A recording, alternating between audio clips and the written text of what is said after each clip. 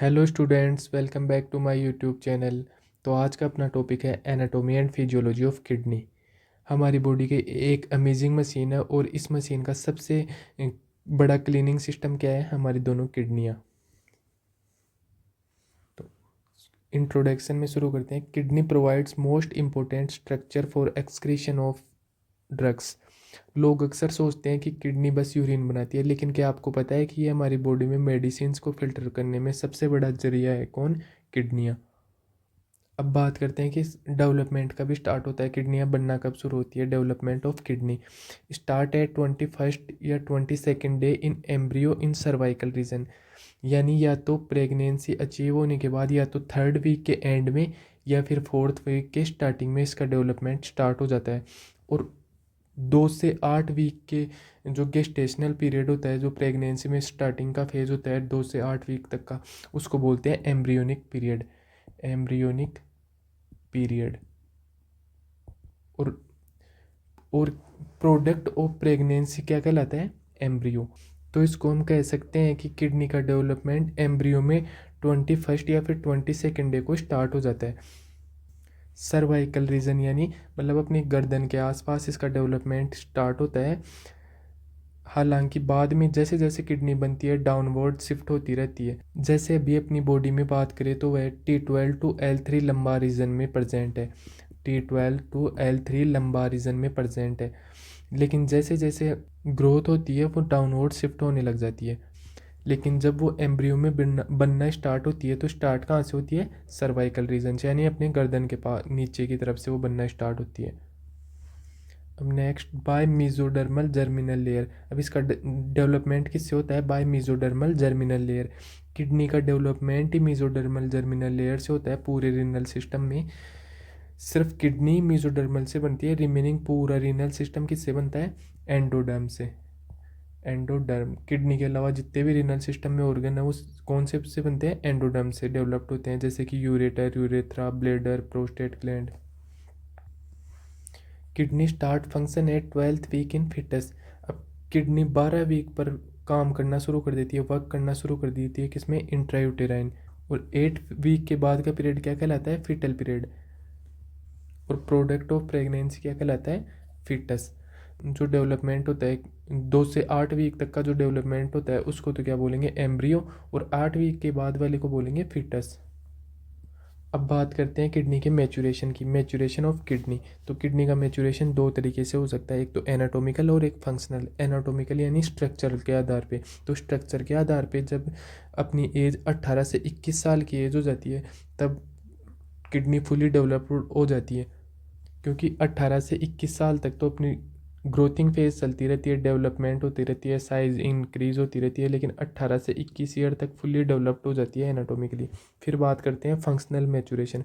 तो functional maturation कब होता है? At 2 year of age. मतलब जब बच्चा 2 साल का हो जाता है तो उसकी किडनी उतना ही वर्क करती है जितना एक अडल्ट व्यक्ति की करती है। जैसे कि जितना काम अपनी किडनी कर रही है उतना ही 2 साल के बच्चे भी की भी उतना ही काम करेगी। तो फंक्शनल मैच्योरेशन कब स्टार्ट हो जाता है? 2 साल की एज पे। Eight first year concentration of urine. इसका क्या मतलब है? यानी 1 साल के बच्चे का यूरिन उतना ही कंसंट्रेट होता है जितना किसका? एक अडल्ट का कंसंट्रेट होता है, उतना ही किसका होगा? 1 साल के बच्चे का होगा।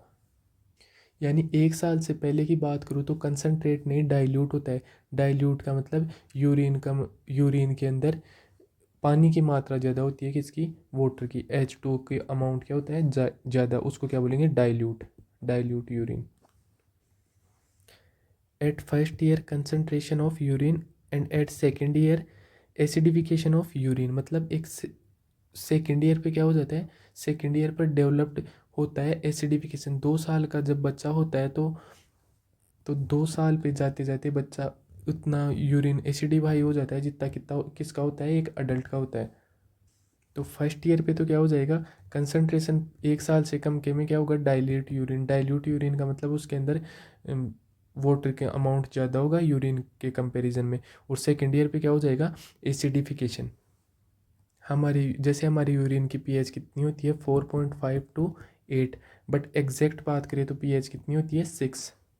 जैसे हमारी बॉडी की पीएच होती है 6 और ये क्या है, हल्का एसिडिक है, इसलिए इसको कहा जाता है स्लाइटली एसिडिक। क्या बोलते हैं इसको? Slightly acidic. उससे पहले यूरिन में पानी की अमाउंट थोड़ी ज़्यादा होती है और यूरिन में वेस्ट कम होते हैं, इस वजह से 2 साल से छोटे बच्चे का यूरिन स्लाइटली क्या होता है? एल्कलाइन। Slightly alkaline. 2 साल से छोटे बच्चे का यूरिन कैसा होगा? Slightly alkaline. और अपना कैसा है? Slightly acidic. अब इमेच्योर किडनी की वजह से मोर डाइल्यूट यूरिन पास करेगा, जिससे क्या होगा? फ्लूइड लॉस या फिर पानी की कमी होगी, और उससे क्या होगा? वेट लॉस होगा। जैसे आपने देखा होगा कि जब बच्चे का जन्म होता है तो आपने देखा होगा कि कंटिन्यूसली 7 डेज तक उसका वेट कम होता रहता है, वेट लॉस होता है। वो किस वजह से? इमेच्योर किडनी की वजह से मोर डाइल्यूट यूरिन पास करता है और उस वजह से क्या होता है? Weight loss. अब अगर बच्चा प्री टर्म है, अगर बेबी प्री टर्म है तो वेट लॉस कितना होगा? 15% तक। अब जैसे टर्म बेबी है उसमें कितना होगा? 10%। नॉर्मल अप्रोक्स माने तो 5 to 15%। और पोस्ट टर्म में होगा 5%। यानी टाइम के बाद में हो रहा है तो किडनियाँ थोड़ी मैच्योर हो गई, या फिर ना भी देखने को मिलता है वेट लॉस, ना भी होता है, तो ये किस में होता है? पोस्ट टर्म में।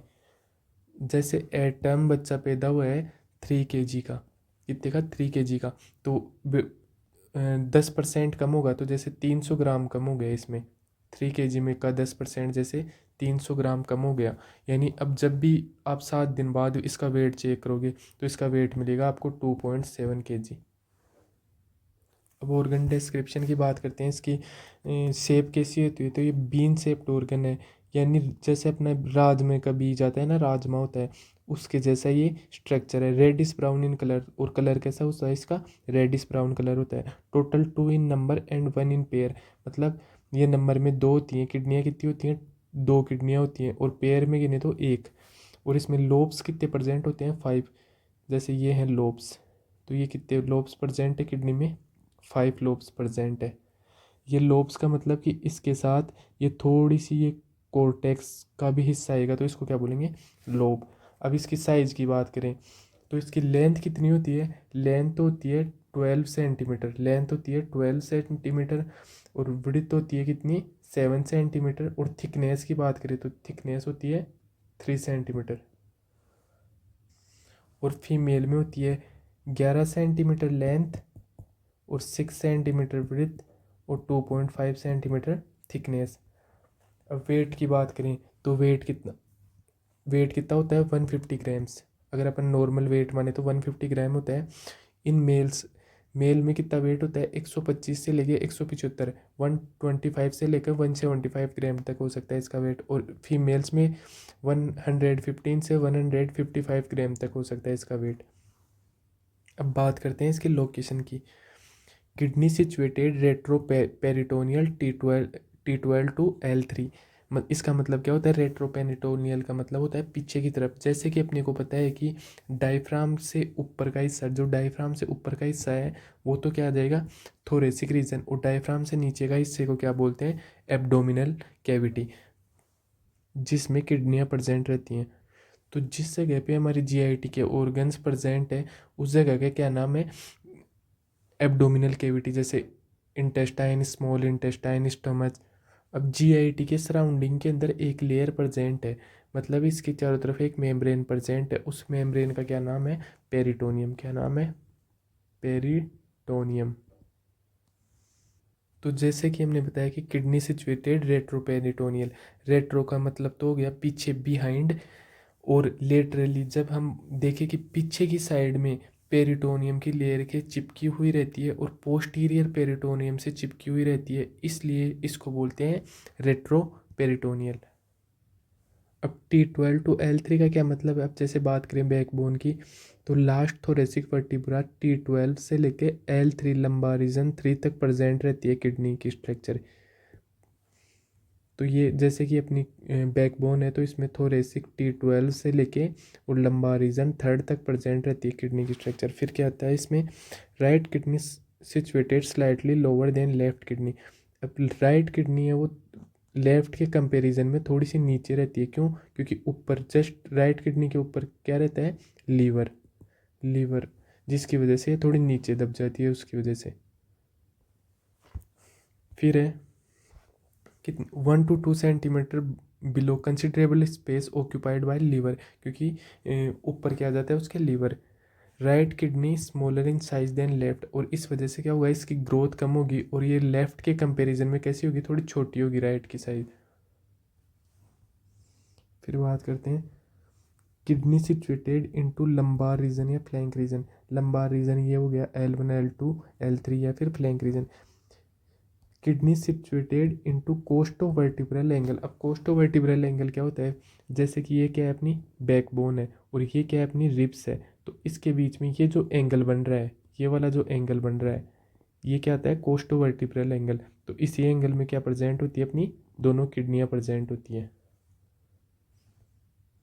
Both kidney receive 20 to 25% blood पर minute of total cardiac output.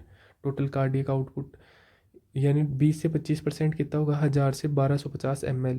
सबसे ज़्यादा किससे होता है, लीवर से। अब इसका क्या मतलब है, जैसे कार्डियक आउटपुट का मतलब होता है कि हमारे हार्ट 1 मिनट में कितना ब्लड बाहर में इजेक्ट करता है, 1 मिनट में कितना ब्लड पंप करता है, उसको हम क्या कहते हैं, कार्डियक आउटपुट। तो जैसे कि अपने को पता है कि 1 मिनट में अपना दिल कितनी बार धड़कता है, 72 बार धड़कता है, और एक बार जब धड़कता है तो कितना ब्लड बाहर निकालता है, 70 ml।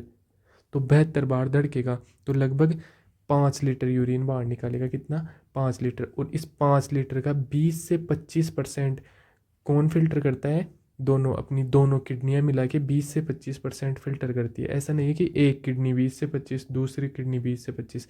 तो 20 से 25% 5 5 लीटर का कितना होगा, 1000 से 1250 ml। अब बात करते हैं स्ट्रक्चर ऑफ किडनी। तो किडनी को प्रोटेक्ट करने के लिए 3 मेन लेयर्स होती हैं, इन्हें बाहर से अंदर की तरफ समझेंगे, यानी आउटर टू इनर। तो सबसे बाहर होती है रीनल कैप्सूल। तो सबसे पहले है इसमें रीनल कैप्सूल। रीनल कैप्सूल ये जैसे ये सबसे इनर लेयर है जो किडनी की सरफेस से जुड़ी हुई होती है, ये वाली रीनल कैप्सूल। ये क्या होता है, रीनल कैप्सूल, जो बाहर से क्या करता है, प्रोटेक्शन प्रोवाइड करता है। Made up of fibrous tissue and smooth and transparent layer.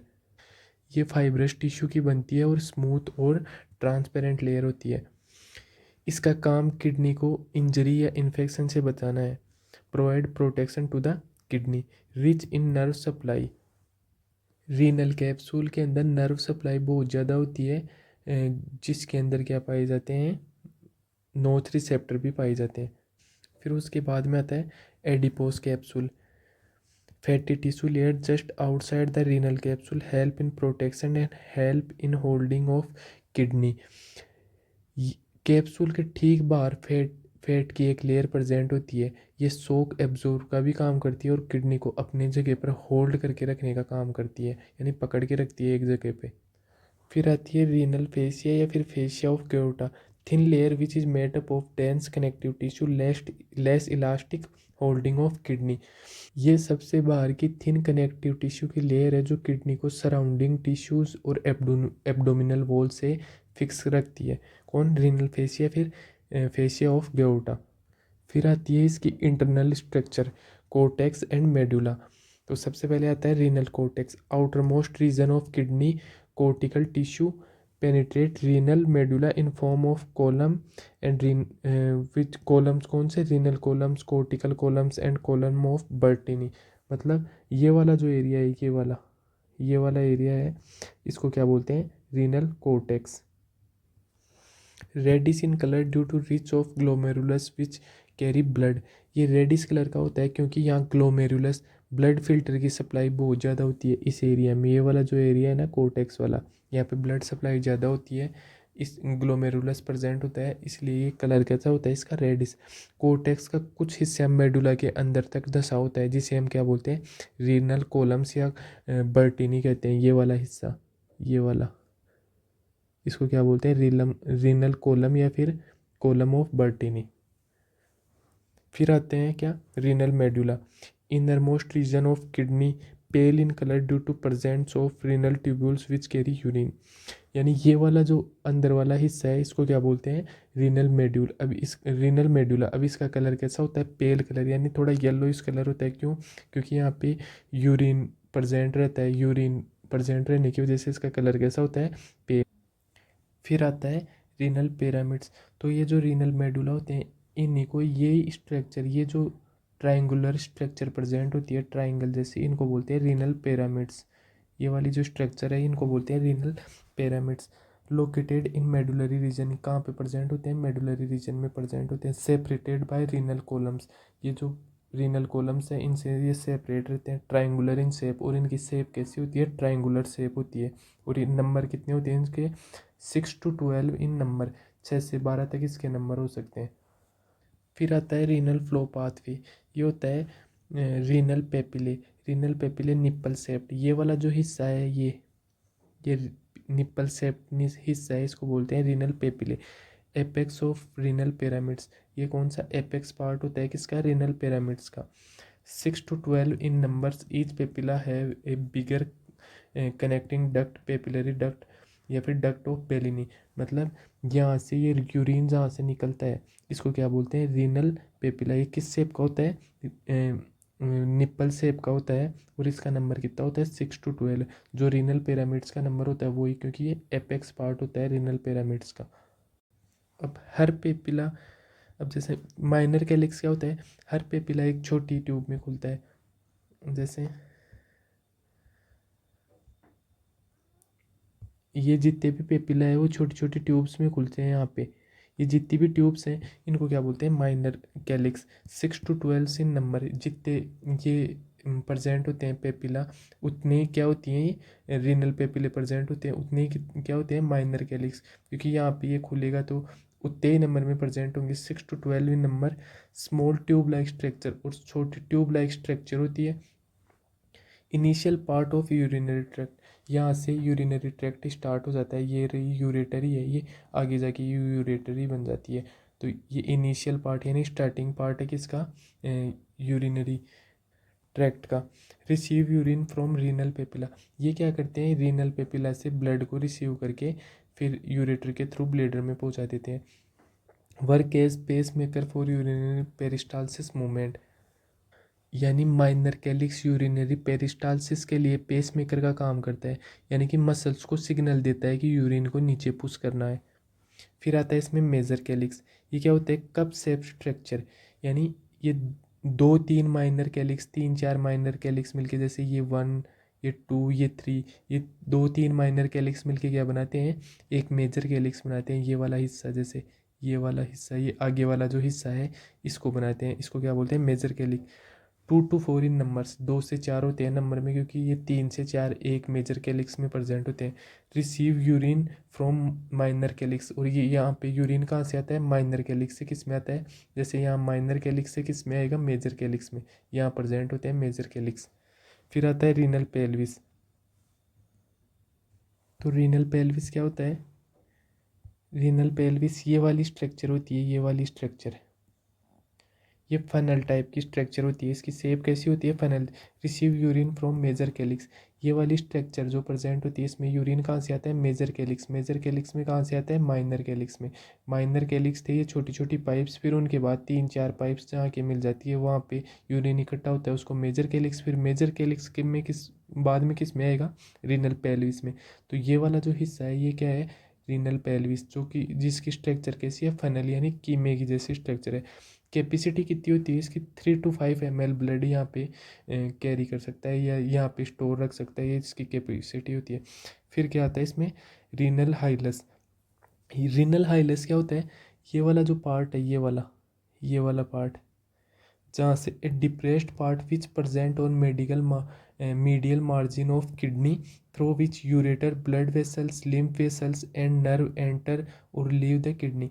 अब ये वाला जो पार्ट है, ये वाला पार्ट, ये वाला जहाँ से आर्टरी, वेन, यूरेटर ये अंदर जा रहे हैं बाहर आ रहे हैं, इसको क्या बोलते हैं, रीनल हाइलस या फिर रीनल हाइलम।